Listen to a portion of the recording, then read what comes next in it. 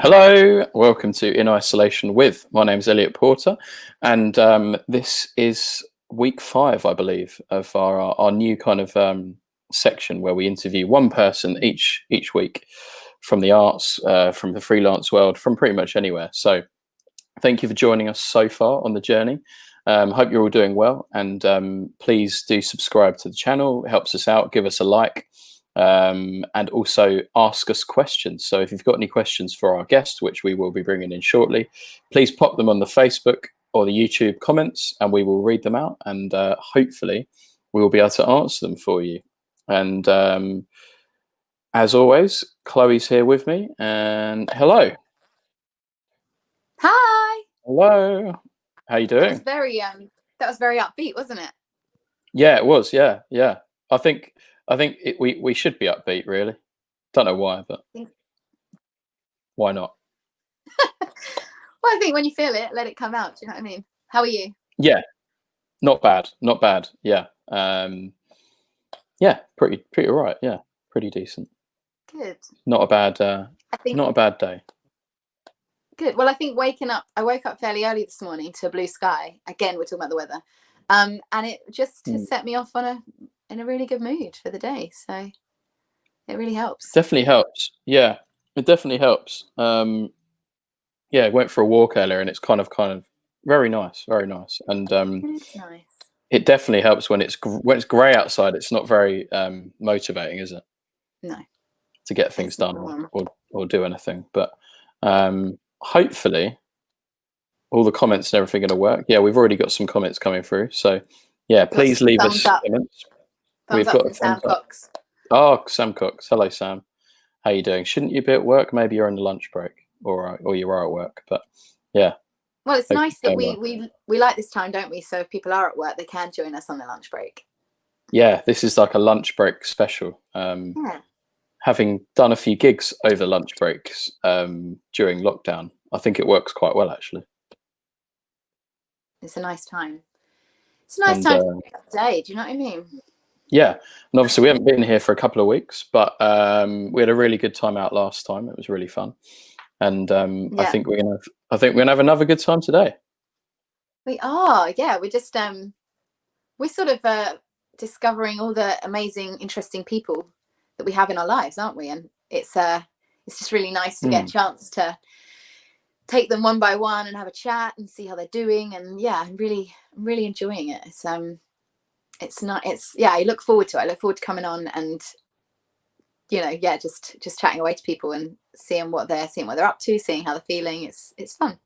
Yeah, definitely. And how was your first gig back? Was it on Friday or Saturday? Nearly a week ago now. Yeah. Last Friday, I did the Guards Polo Club with Ellen and the Pocket Bells, and it was amazing. Honestly, it was hard to put into words. It's that feeling of, like, I think I said this to you already, but like pure gratitude just to be back on a stage singing with my girls, like singing in harmony, and just actually just having people to perform to, and feeling and getting dressed up and just feeling that sort of side of my identity able to come through. It was really, really wonderful. We all had a lovely time from start to finish.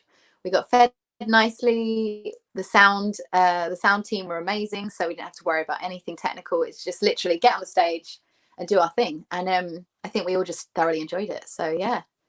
Your microphones looked very nice. They were. They have like a blue felt on the kind of on the grill. It looks like a blue color. I've never seen that before. There was a blue color. I mean, I wish that I knew more about microphones to give you more information about what they were, but they're not ones I've worked with before. I don't think they were, because often we work with the Shure vintage mics, but I don't think they were Shure. I took a picture, so I have to look back at it. Yeah, they look really nice. I was like, oh, they look really nice microphones. They were very good. Like the sound check was so quick and easy, and the sound was so exactly where we set it. And you know how it is. Sometimes for some reason that isn't what happens, and when it does, it's lovely, because especially with five voices all singing different harmonies, you need you all need to hear everything really well. Otherwise, just losing like the bass would really sort of change the way that you're hearing the song and you're singing the song. So yeah, they were good. They were good mics, so. Yeah, I mean, yeah, like you say, the amount of sound checks I've done, I'm really not a fan of sound checks. I think there's so much messing around. They should be a lot quicker normally. And when you get a quick one and it sounds good, and then you go on stage and it sounds good, then that's how it should be. Whereas, like, you know, you go to so many poor sound checks and then you end up with a poor sound and you think, how did that happen? You know? Totally. Well, we did find out that the sound team were the sound team for Windsor Castle. So I think there was definitely, you know, an air of complete and utter professionalism there. So they know they know their shit, those guys. Yeah, they did. And if they hadn't, you'd be a bit worried, wouldn't you? But I mean, you've had a couple of gigs since we last spoke, haven't you? Yeah, I did 2. One was like a beer festival, and it was really, really cold and wet, but it was nice. It was a nice crowd, socially distanced. Actually, more people came this year in the one place than they did last year, because it was normally so kind of like spread out, but because they all had to be in one place, like socially distanced under a tent, it actually kept it quite nice. And the second one was in Saffron Walden, which you were at, actually. Yes, it was great. And that was also really nice. And then since then, I don't think I've had a gig. So I'm doing a live stream tonight, so that'll be cool. And don't know when the next gigs are, but we'll see.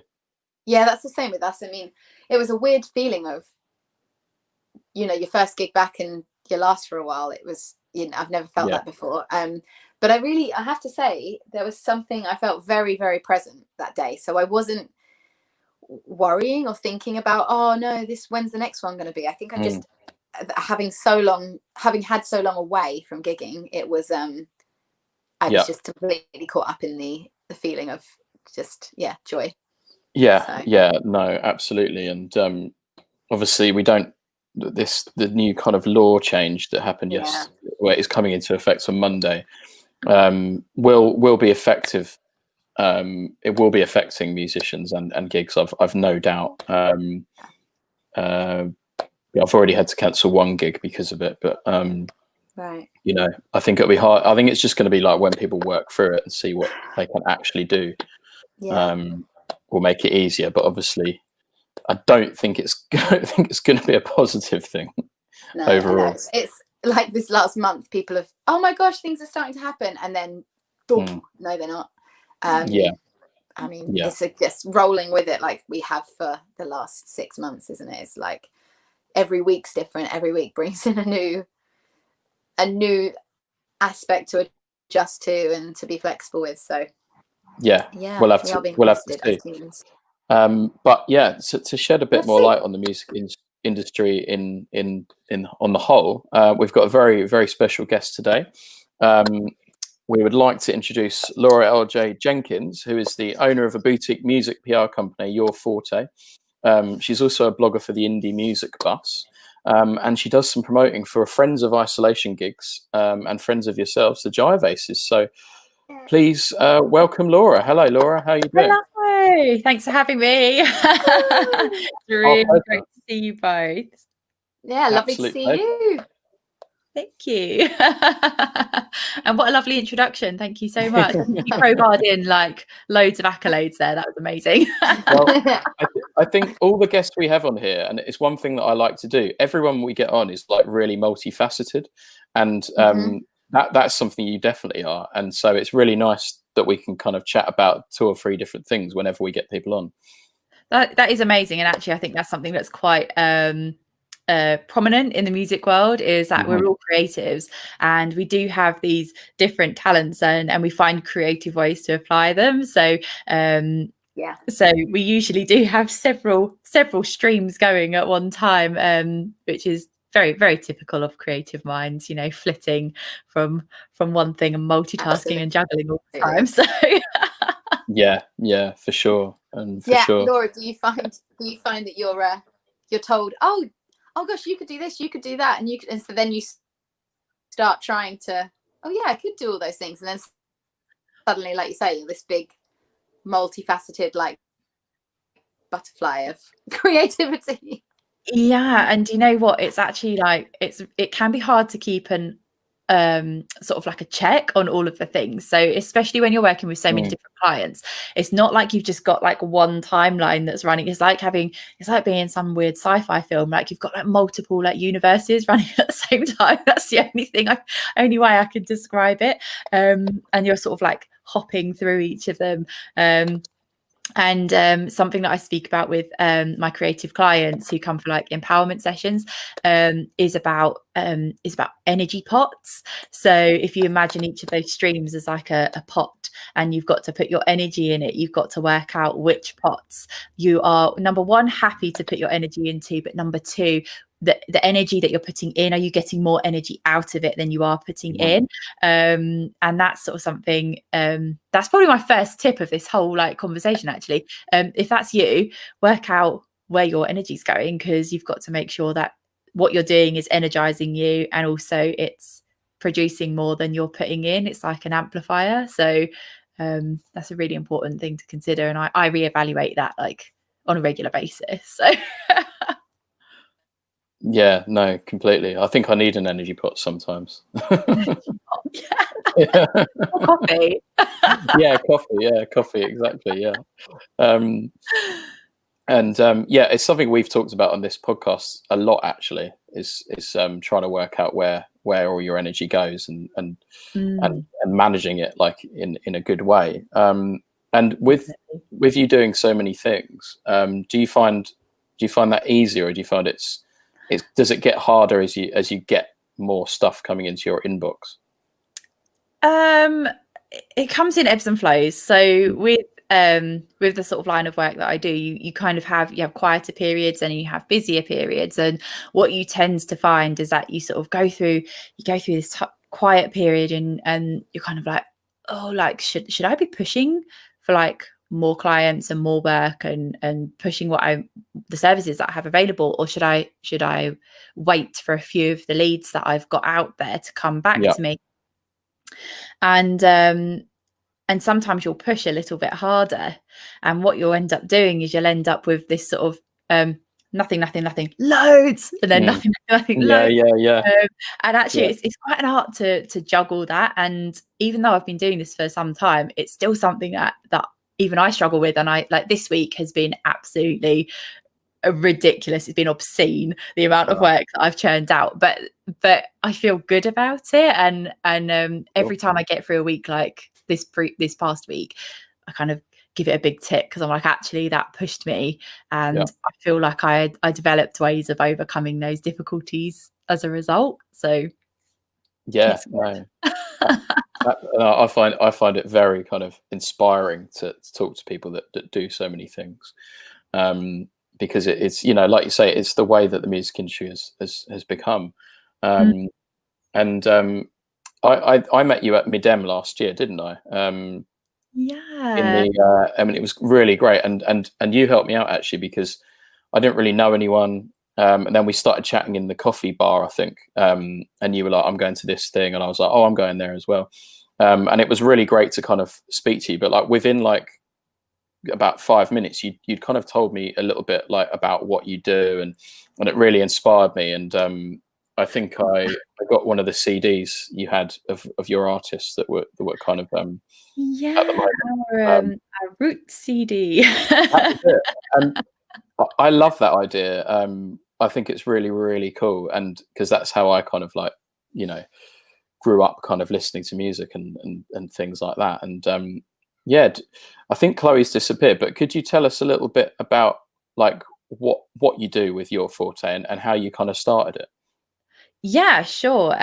Oh my gosh, what a long story. I'll just bring Chloe back in, but carry on. Yeah. Is she back? Apologies, guys. My connection just completely disappeared then.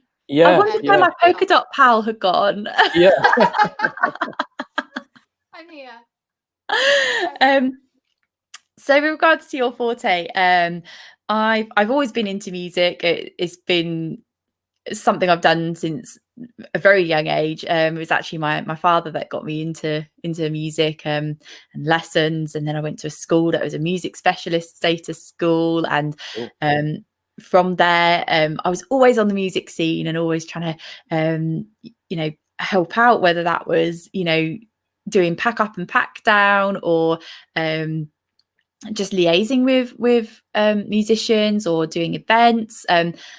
Loads. I just loved it. Music was always my life, and I kind of had a bit of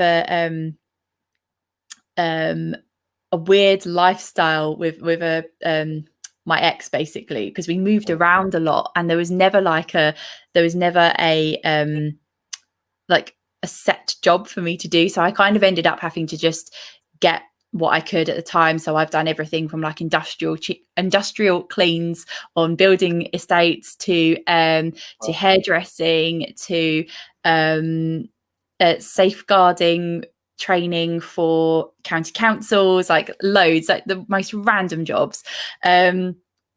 And I eventually sort of settled back down in the south once that relationship broke down, and ploughed myself just back into the local music scene.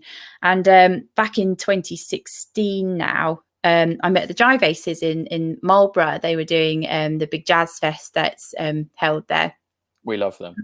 They're so amazing. I love them. Literally, I owe them so much. Like, they've just given me so many opportunities. Like, and I'm so, like, the gratitude for them is immense.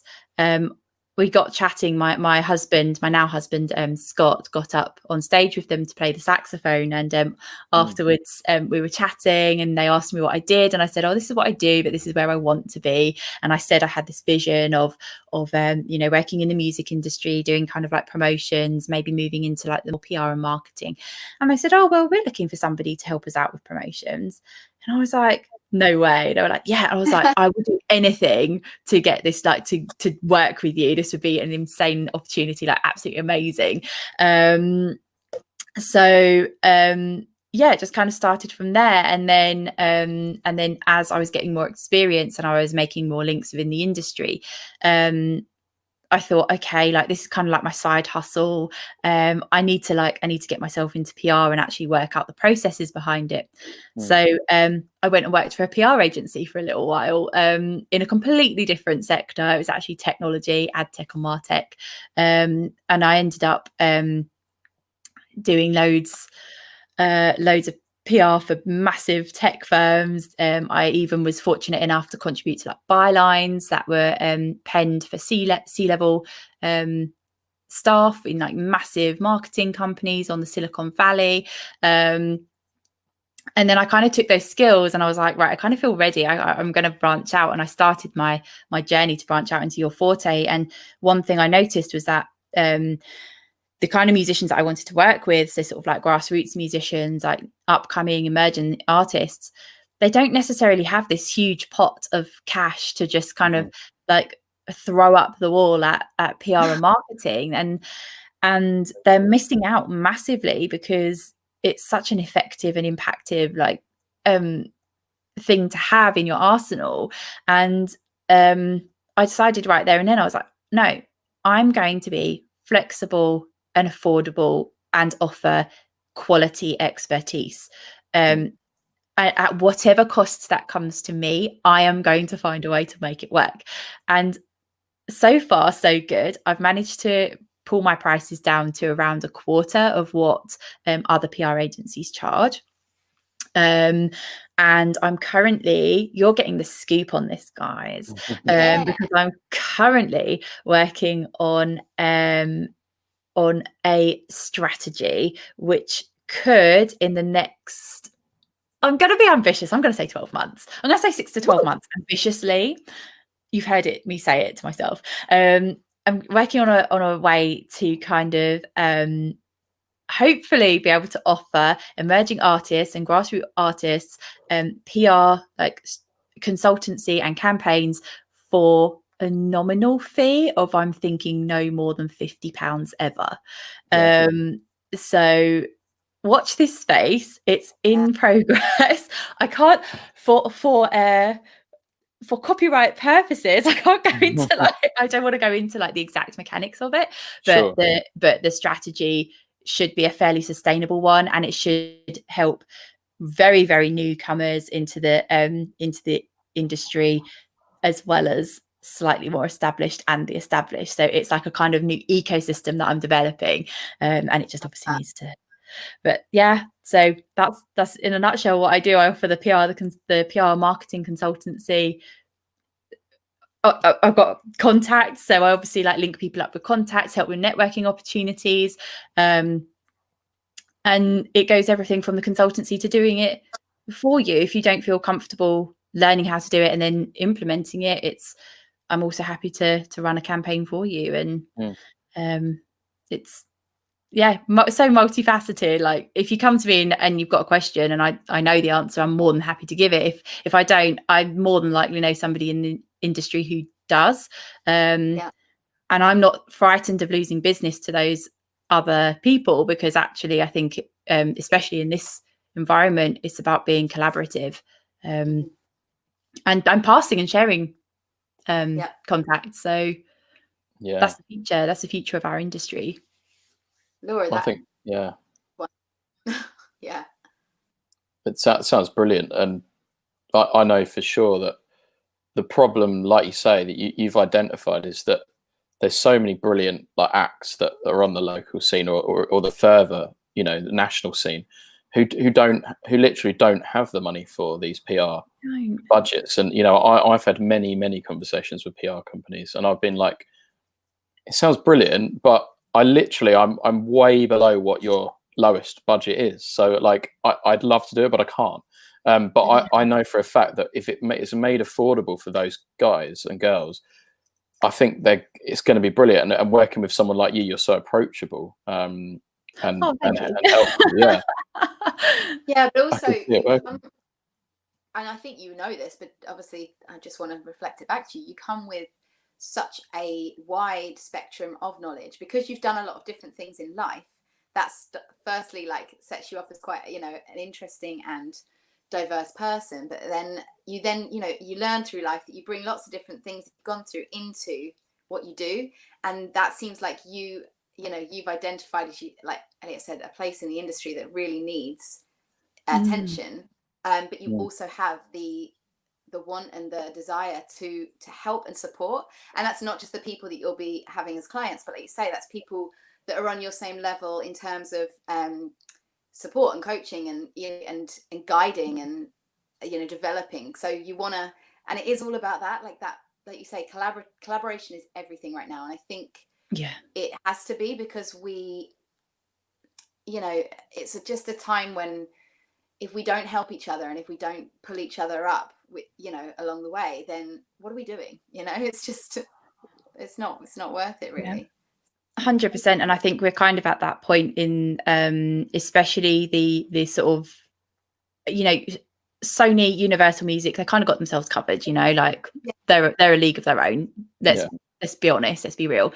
Whereas we're kind of like talking about this kind of like middle of the ground where you've got some amazing talent, but actually they don't have the finances to kind of support the ecosystem that is necessary to kind of do your music on such a large scale. Like how many people are behind one concert at like the O2 in London?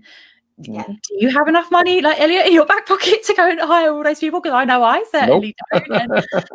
And like there's so many people in that arena, and they just don't have the finances, and that's what it comes down to. And I don't think it should. Like it should come down to talent, and it shouldn't be a case of, I'm in the right place at the right time and some talent agent has just happened to spot me, and that's that. I mean, great if that happens to you, like amazing. But for the majority that isn't feasible. And I feel like if we're not all helping one another at this, it's a crucial time for our level in the industry. And if we're not helping each other to float, we're essentially all going to sink. We're all going to drown. We are. And it's up to us all to kind of, be each other's life support and champion one another. And that's why when you asked me to do this podcast today, I was like so thrilled, because that's essentially what you guys are doing. You're championing like the network that you have, and by proxy they're then championing the network that they've got, and that's a wonderful thing. Yeah, definitely. definitely. Well, yeah, if we can all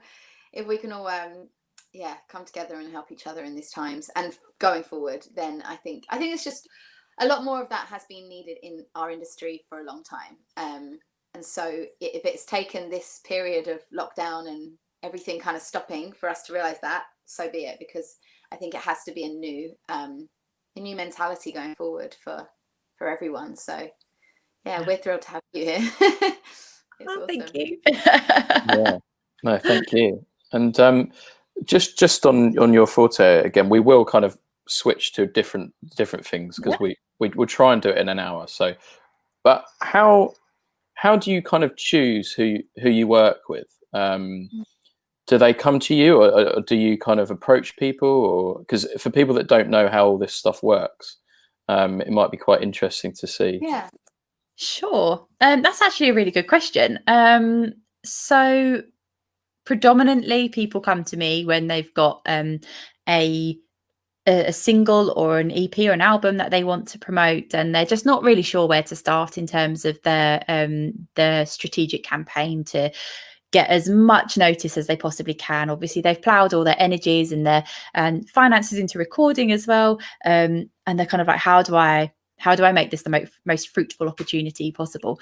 And on the flip side of that, occasionally I do see artists out there and I think, oh, they're doing something really awesome. I don't know if they actually know how awesome they're being. And I'll do a tentative reach out and just say, oh, I saw you doing this. It looks really great.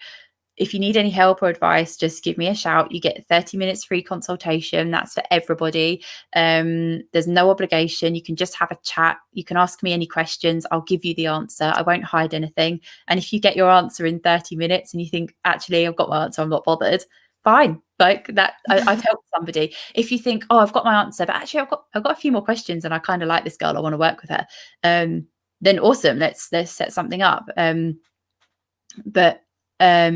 Yeah, so it's a bit of a 6 of one, half a dozen of the other. I don't like to be too like sneakily sliding into like people's DMs and being like, yo, do you want PR? Like PR and marketing? Because I just think that's a bit, I don't know. I'm not comfortable with it. I think it's a bit annoying. So. You know what? I also think, I believe that when you're standing in what you do and you're standing strong in it, people come. You attract it. And so you don't have to be doing these things that you're sort of told you should do necessarily, because the people will find you that need you, and vice versa, you'll find the people. So yeah, like on LinkedIn, when you get like those round robins and it's just basically like, oh, hey, thanks for adding me to your network, like I noticed you do this, didn't you think it would be such a great collaboration? I'm like, no, please, no, just isn't it? Junk box. Yeah. So, but yeah, it's good. And it feels like what you do is very personal to each person, and you bring your personality to it too. So that's when you get a sort of blanket message from somebody, it's not going to resonate the same, is it, as a natural connection or something. Chloe, I am so glad that comes across, because obviously I only see your forte from my perspective. I don't see it from the outside perspective. So sometimes it's really hard to kind of gauge like how people view the company from the outside. And one thing that we're always saying to people is be authentic, be genuine, be yourself. That is at the core of everything that we do. And I won't preach anything that I won't practice myself. Like if I give somebody advice, it's not something that I would feel uncomfortable doing. So what you get is what you see is what you get with me. And sometimes I probably do wear everything a little bit too on my sleeve, but I'm a bit like, well, no, like, why have closed doors? Like, I think that just makes people suspicious, and they need somebody that they can actually just trust. So absolutely, that comes through like so strongly. So yeah, no worries. Okay, we're winning. Can I just ask, how long has Your Forte been going? In an official capacity, it's still very new. It's oh my gosh, it will be like official capacity 2 years in like the next week. Unofficially, like without the brand name Your Forte, a lot longer. Yeah. But yeah, oh wow, oh happy 2-year anniversary to Your Forte. No, 2 years. Yeah, it's new, Cool. but I mean, 2 years is a solid amount of time, isn't it? To have well, and as you say, there's a load of sort of time before it as well. So yeah, it's I do feel like lockdown has been, it was kind of bad for business, but it was also good for business. So it's bad in terms of the whole industry came to a collapse, but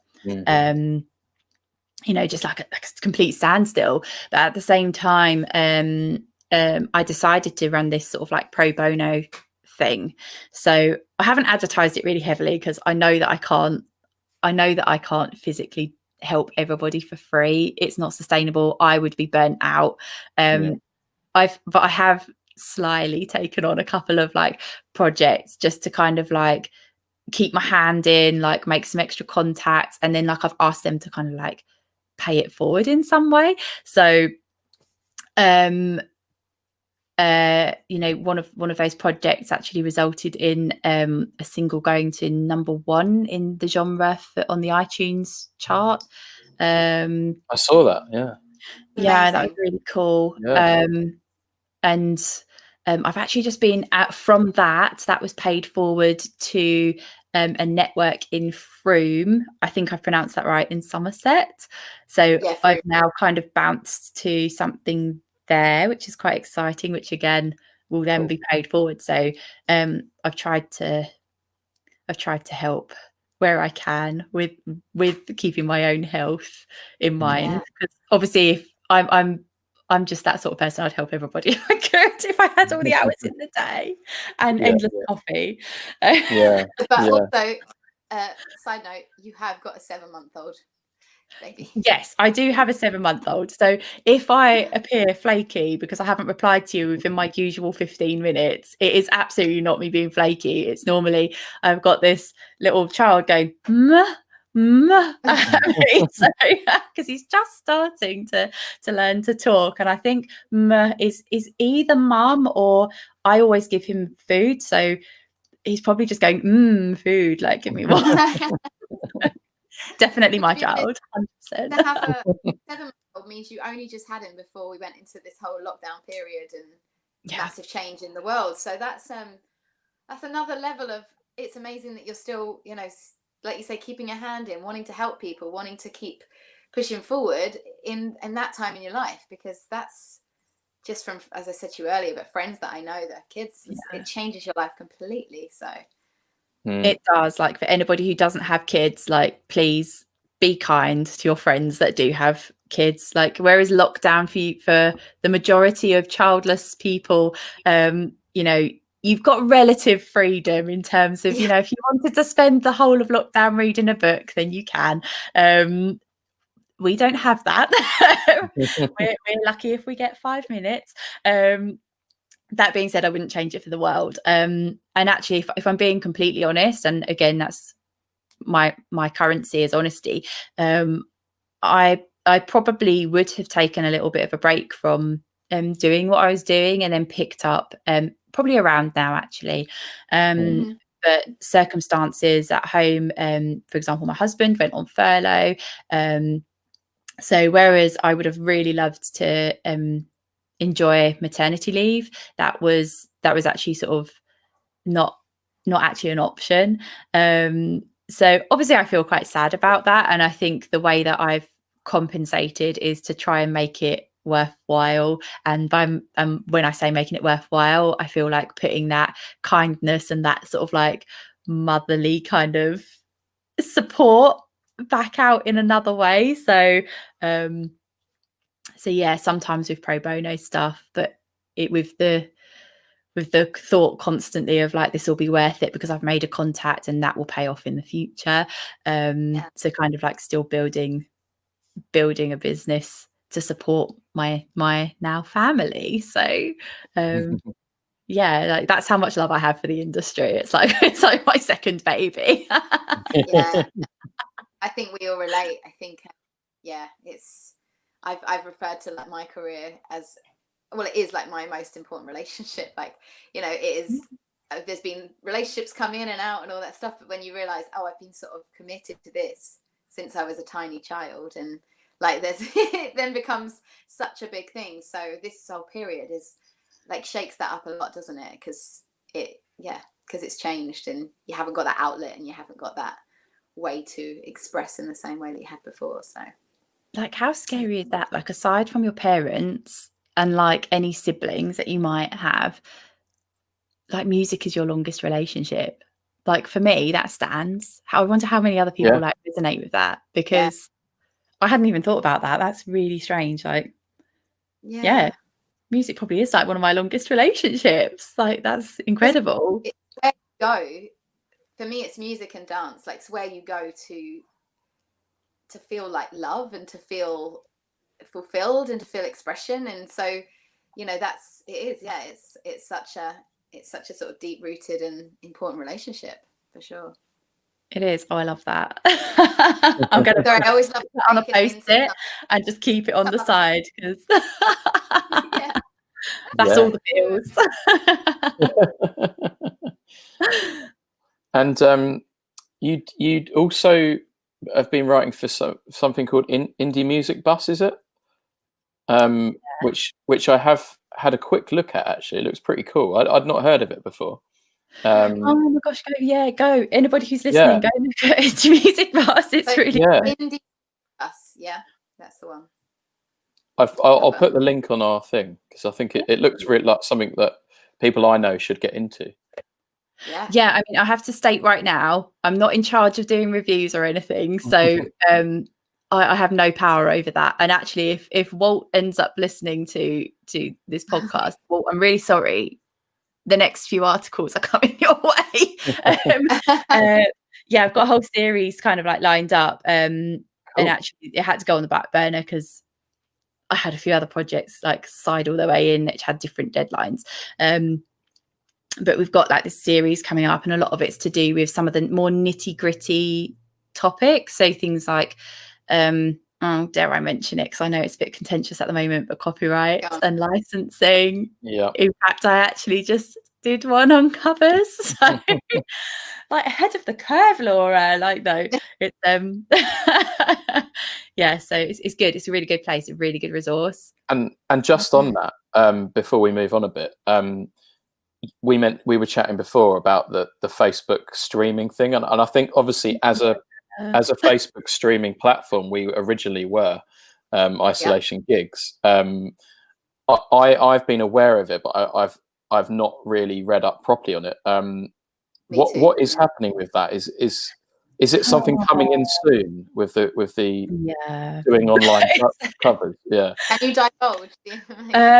So I'm going to put this caveat in right here before I delve in, because I know this is a really sore subject for loads of musicians who have basically taken their livelihood. They've gone through this horrendous traumatic experience of losing all their gigs. They've moved it online only to be having another slap in the face however many months down the line to say, oh, by the way, Facebook are now enforcing copyright law, which means that you will not be able to live stream covers.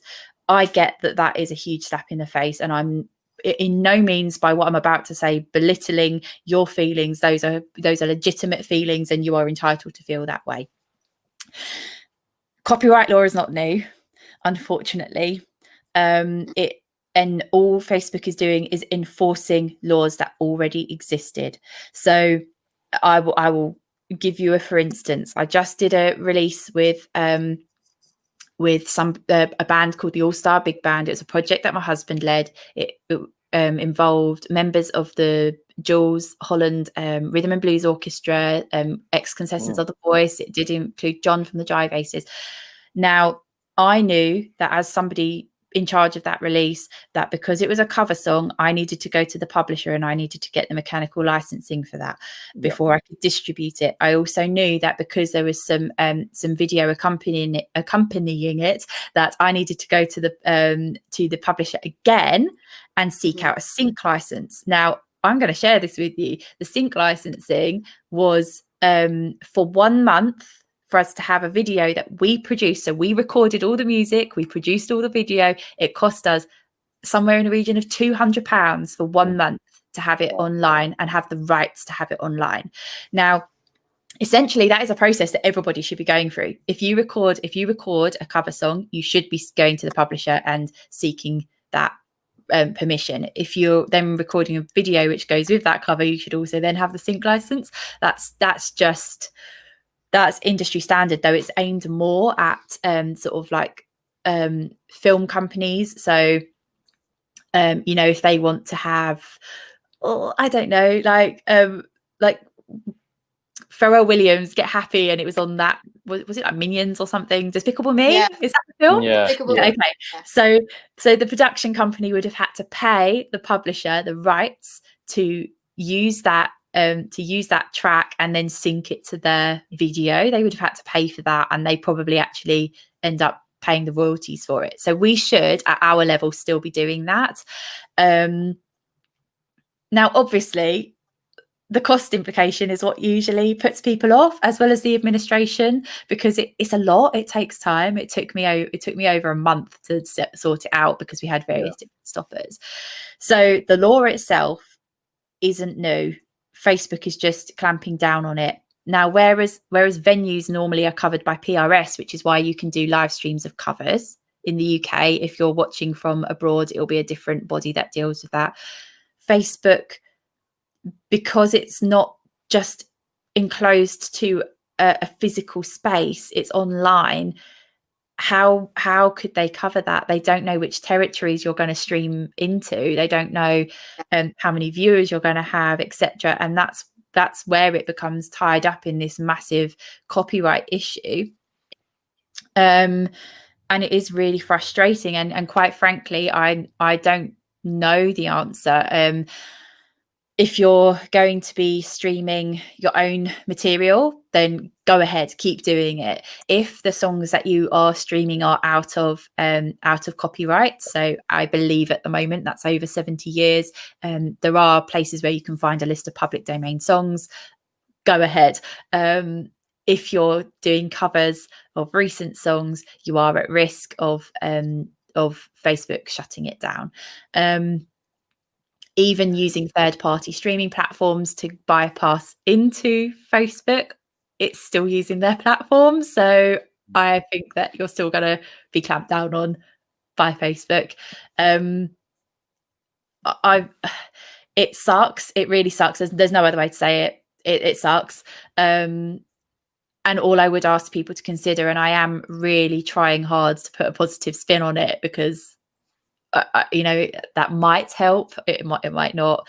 The copyright doesn't just protect the people at the top, it protects you. So if you're a singer-songwriter and you're sat there in like your sort of like, you know, your bedroom trying to make a living out of your money, living out of your songwriting, even, I mean, that'd be great, living out of your money, living out of your songwriting, it also protects you. So say, for example, somebody went and covered your song on some platform, whether it's YouTube, Facebook, whatever, and they were making loads of money out of your song that you wrote and you weren't seeing any of the money for it, that would feel pretty naff, right?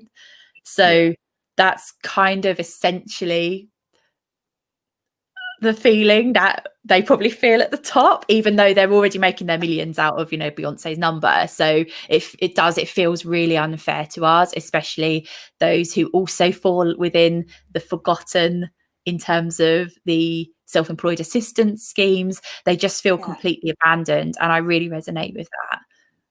I think, well, I mean, firstly, thank you for all that information. That was so well put. And it's horrible, isn't it?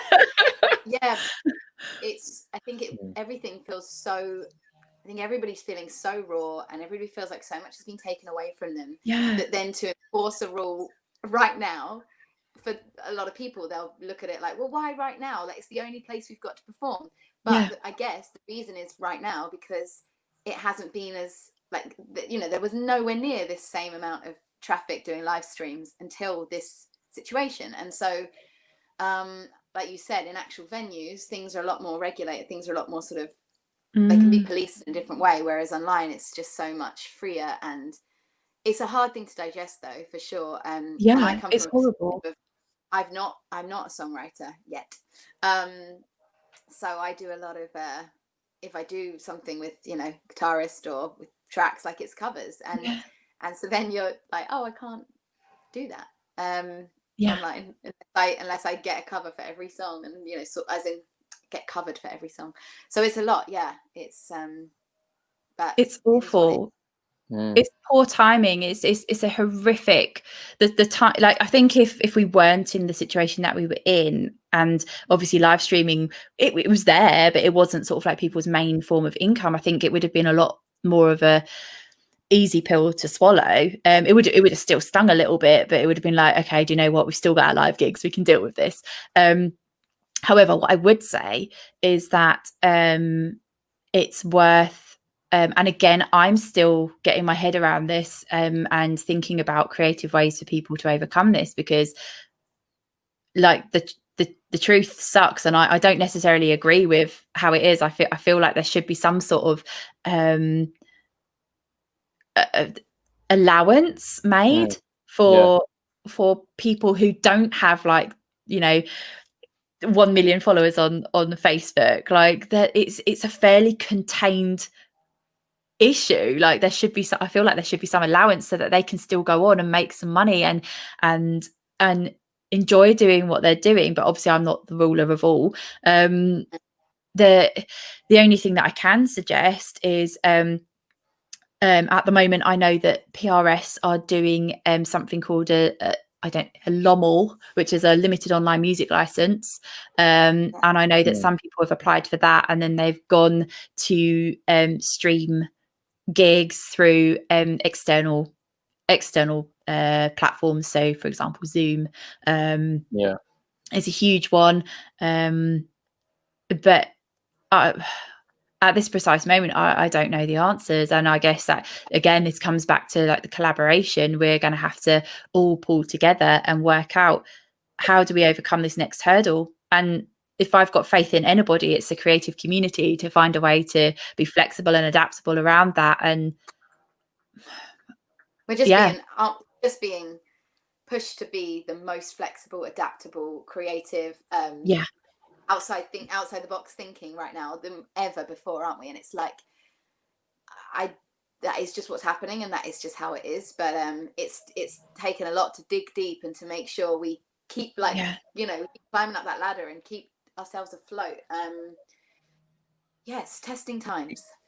And from like a mental health perspective, for people in the industry who constantly feel like they're just being like battered, because it's a battering from all sides, and it's awful. Again, like, my heart goes out. I'm on your guys' side. So before I've given you all of that information, that's just kind of like what I've found out along the way, and that's not me criticizing anybody, because the industry has its own little loops and whatever. But I'm on your side, and I really want to kind of, if I hear of any ways that people are getting over this and finding ways to make their money. I mean, I know that some people are doing, like I said, it streams outside. Some people are doing like singergrams, but of course, if that's a cover, you still have that to consider. Like, if you can make it with a public domain song, maybe that's the way to do it. But I think, you know, first of all, if you're struggling with sort of like the mental load that this is putting on you, in terms of it's making you feel really bad, first of all, please reach out, like, to somebody who you know you can trust. Or if you don't feel like there's anybody in your network that you can trust, like, there are a whole load of different numbers. I'll probably like drop a note on the comment section afterwards to make sure that people always have somebody to talk to, because like, rates of depression and anxiety, and sadly suicide rates, have gone up in isolation, you know. So that's my first caveat. The second one is, imagine if you can get through this storm, how strong you are going to be. No matter what life throws at you, you have a backup plan for everything. You know, another global pandemic, no problems. I've got my business plan sorted out. Business continuity, baby. It's all done. You know, and I guess that's the only thing that I can say, you know. And if you're really struggling, and it is literally the finance, again, it's about those energy pots. Those energy pots you can chop and change at any time. Just take the energy that you were putting into live stream, and it might be that you have to temporarily take that energy and put it into another pot that is going to fund you and keep you going. So for example, I had to go into voiceover. It was never a career that I ever saw myself entering, but actually it's been lucrative. It's been enough for me to get by and put a little bit of savings aside. That's how great it's been. So if anybody wants any advice on that, again, just drop me a message. I'll help set you up. Yeah. We'll have a chat afterwards. Yeah.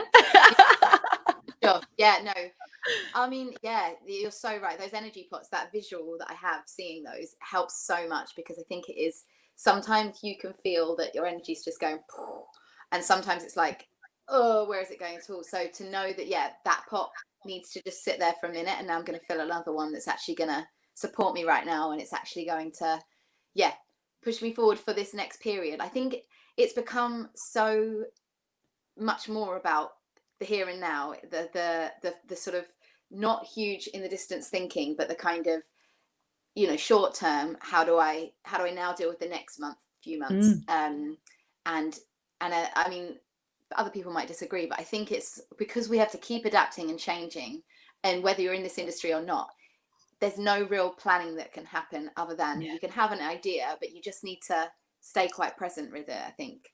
That's really uncomfortable, like, for a lot of people. And I think there are a lot of people out there who are kind of like, yes, lockdown is the perfect time to work on this, and like, you know, scale up your business and do this and do that. Like, do you know what? Lockdown is a perfect time for, if you need it, to take a break. Lockdown is a perfect time for you to go and have a cup of tea, go take a walk outside, experiment with something that you've always wanted to experiment with. You do not have to be a powerhouse throughout lockdown, and that is something I can't iterate enough. And if this news has knocked you down, take 5. There's nothing wrong with that. Nothing's going to happen. Like, nothing bad's going to happen if you take 5 minutes for yourself, because actually that's really important.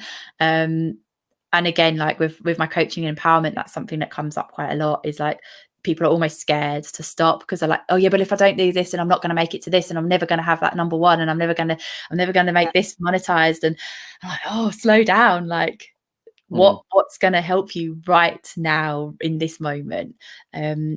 So I follow something called the High Performance Podcast, and it's mainly sports people that follow it, that are on it. Sorry.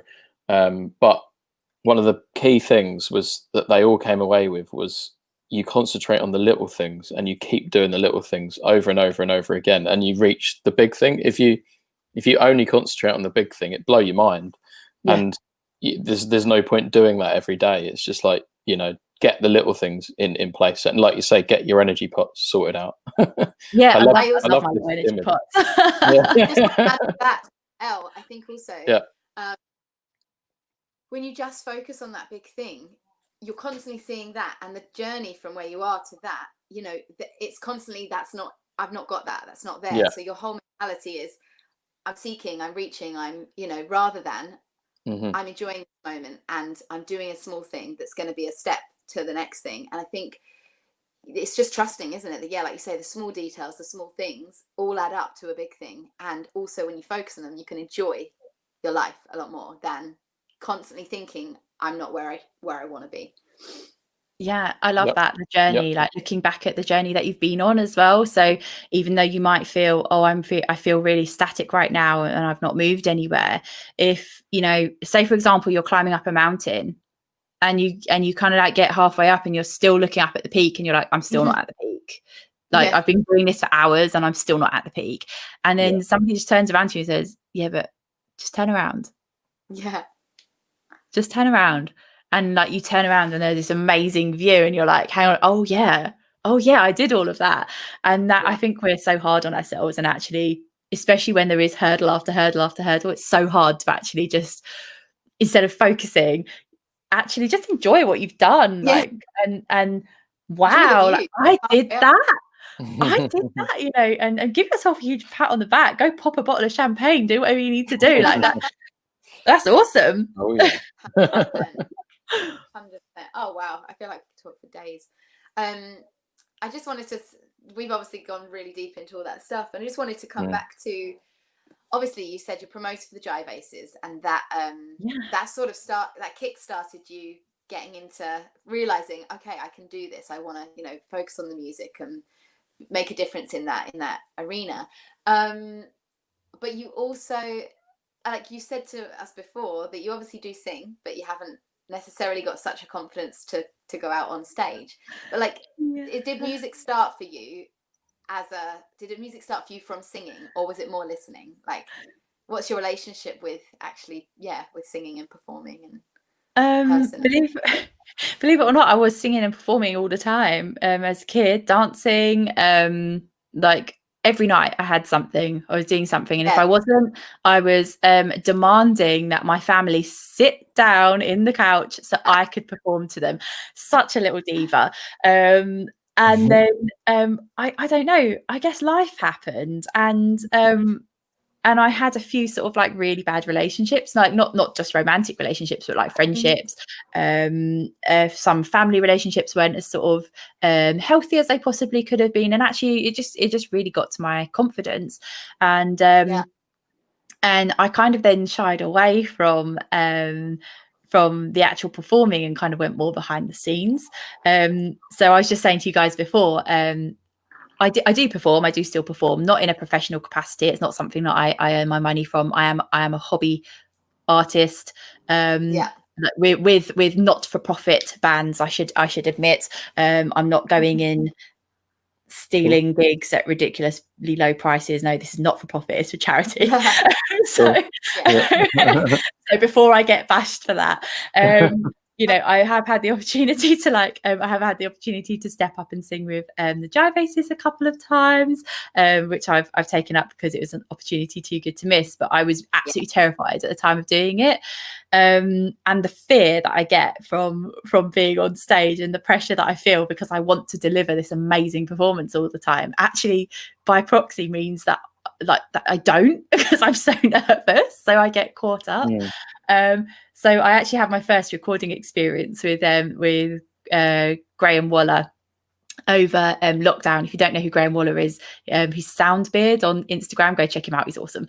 I actually recorded a track for a friend's would-be wedding day, and I found out that actually I really love being in a recording studio. So if ever I was to pursue singing or performance, it would definitely be behind a microphone, not on a stage.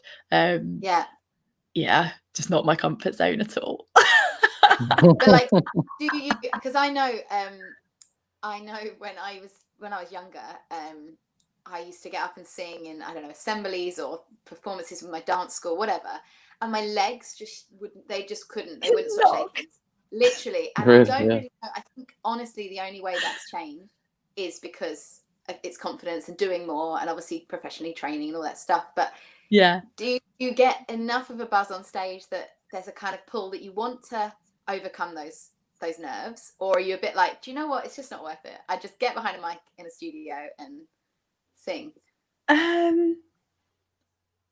On certain occasions. So if it's like a really, like, I cannot miss this opportunity, so like with the Jive Aces, I've just kind of swallowed those nerves and just kind of done it. And also where else was I? We had partnered with this amazing like big band over in France, this Invicta Jazz Orchestra. It's like a not-for-profit band, and they partner with this band over in France called the Liberty Band. And I also had the opportunity to sing a French song, like a really lovely, like jazzy French song with a French singer who was the singer for that band. And again, I was kind of like, yeah, that's worth it. Or if I'm earning money for charity, I'll kind of put it to one side. But I don't love it that much for me to go, yep, every Saturday night I want to be up on the stage, like doing my thing. No, I literally feel cringy at the thought of doing it, because oh, it's so interesting, but you know, you love singing, you love expressing in that way when you feel like you do. Like, you know, if nobody's around, I'm like strutting up and down the house like Beyonce. It's only when I think people are listening, then I suddenly get all shy. I say shy, but you know what I mean, like I feel judged. It's so amazing. I think you do though. Like if I'm with somebody that doesn't, isn't in music and finds out that I'm a singer and whatever, they're like, "Oh, sing a song," like everyone always gets. Yeah. And I'm just like, I don't want to sing a song, and I can't think of anything worse because I don't know. It just isn't. I'd suddenly just be another person. I'd be another version of myself. It wouldn't be me being like letting my voice out the way I know it can be, because suddenly you look like, oh, you're just literally, you feel like you're going to be really judged. So yeah, there's a certain freedom when you just do it on your own, isn't there, and just let it out. Car singing is the best. I'm just putting that out there until you stop at traffic lights, and then you kind of like you're belting, and then it's kind of like no, like at traffic lights, and then you continue like once you're driving again. Like, don't say I'm the only person that does that, because and actually more as time's gone on, I'm more like, do you know what, you can look at me and I can look like a complete mentalist, but I am going to carry on singing because I'm enjoying this song. So good. Yeah. Love for that. some days So, like that. So what's your like guilty pleasure to sing? I've got to ask. Like if you're going to get caught, somebody walks into the house, you're going to get caught singing a song, what is that song that you're always like wandering around noodling with? Oh God, I don't know. I feel like I sing different things all the time that just pop in my head. What do I sing? I'm often singing I Want to Dance with Somebody, to be honest. That's a good number. I don't know if I think I've always sung. Like Elliot can testify that. Like I think I don't even realize when I'm singing. So I think things just come out, or I make a song out of things that people have said, which is really annoying. But no, I do that as well. Yeah. Apparently it annoys people. I find it quite funny. Or like reinventing lyrics to like pre-existing songs. Yeah. Like I do this more since I've become a mother, and the lyrics I come out with to the alternative lyrics for Old MacDonald Had a Farm or Twinkle Twinkle that are entertaining. I think I could probably record an entire album based on sort of like motherly musings. You should. That's a great comedy album by Your Forte. To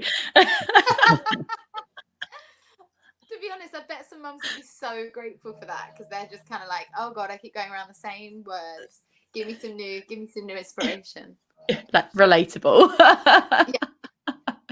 Not like do you watch Friends?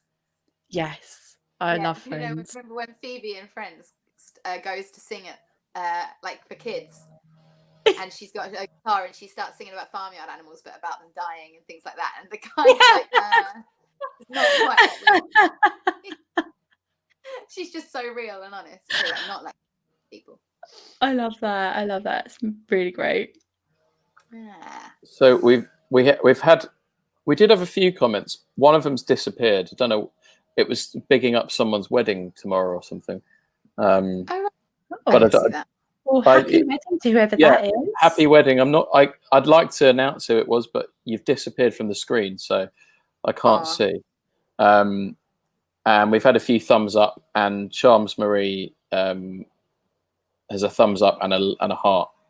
I know who that is. Thank you.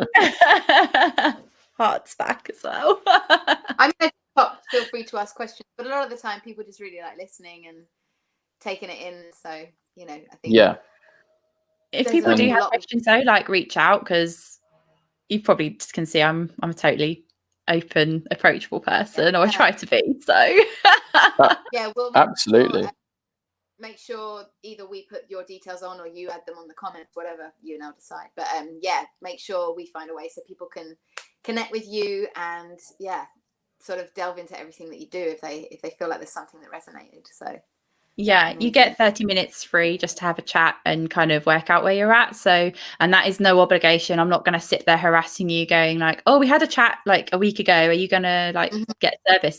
None of that. It's if you're going to come and get service, you're going to come and do it because you want to and because you have a rapport with me. So there's no forcing at all. Well, that's the sort of people that's build a relationship with. So that sounds amazing. Awesome. And Charms Marie also says, Love, Laura. This has honestly been so informative. Didn't need to ask anything. So. Thank you. I guess if we don't have any questions, it means we've done our job, really, haven't we? So, yeah, definitely. We've covered a lot of stuff. Yeah. Oh, sorry for like the rattling. Like I get on one. I'm so passionate about what I do, and then it's like, like got to get all this information over. No, not at all. Love it. You've and everything you've said has come across so clearly that I'm just like, oh, I want to know more about that. I want to know more about that. But obviously, we've only got an hour. We've already sort of over. So yeah. This has been so interesting, informative, and a great podcast, guys. Oh, thank you. Yay! Oh, that's really good. That might be Mother. Thank you. Our biggest fan. Yeah. But yeah, he loves it because it's someone different and something interesting. So thank you, Mum.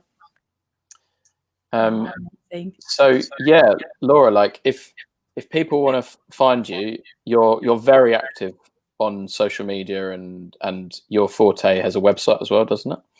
It does, definitely. To be honest, I'm gonna drop like my I'll drop my mobile number and my personal email just in the bottom, because at the moment honestly I don't have time to keep flicking between loads of different email accounts. So I've just told everybody, just bears everything over into this one. It's readily available online anyway, so yeah, I'll pop it in the comments, and I'm up at most hours. If I'm not working, I might be awake during the night feeding my child, my very hungry child. So so 3 a.m. is equally as good as, like 1 p.m. So cool. Make the most of that. Yeah.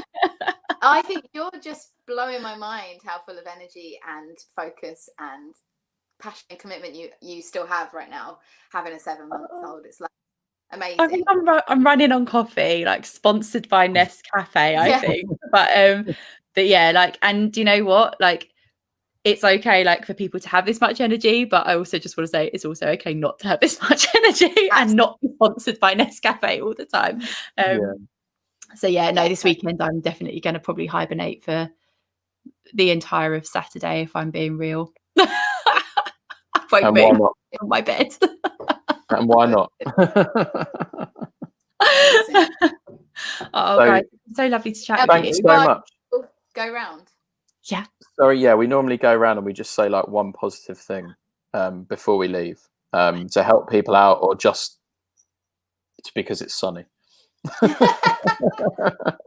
love that. Who's going to go first? You? Yeah.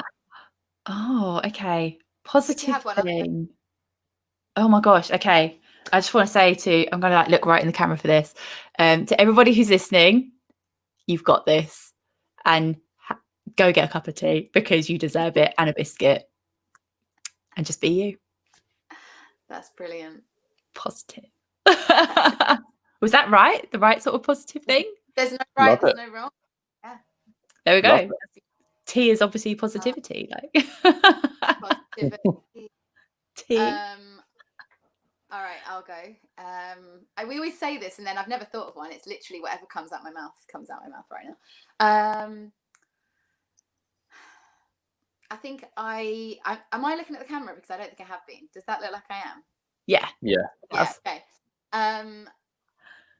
I think I want to just encourage similar lines of what Laura's just said, but you don't know how much like magic and power and strength you have in you. So just keep rooting for that. Keep digging deep, and don't get sort of put off by all the different things that keep getting thrown at us. You're stronger than that, and you deserve to, thrive still, even in this time. So just try and find a way to believe in that. Yeah. Oh, bow down to you. That was awesome. Love it. That was great. So you lovely. Encouraged me. I got really direct. I felt that. I was like, and yeah, I just want to echo what Laura said earlier. Really, like, although a lot of stuff is being thrown at us, there's always a way. We'll find a way to get around the live streaming thing. We will find a way to get around the government legislation and whatever. And we will find a way to kind of do what we need to do. We will. Yeah. Amen to that. Together. Yes. And amazing. Thank you very much, Laura. We'll definitely chat again soon, hopefully. And thanks, Chloe, for being the fantastic co-host in your very shiny box down there. Oh, so Instagrammable. Thank you. It is. And thank you to everyone that has listened. Thank you for your comments. Please like the YouTube channel, or like Isolation Gigs on Facebook, and subscribe or give us a comment. And any comments later on that you want to give to Laura, look out for her details. They're going to be there. And we will see you again next week. Awesome. Thanks for having me. Bye.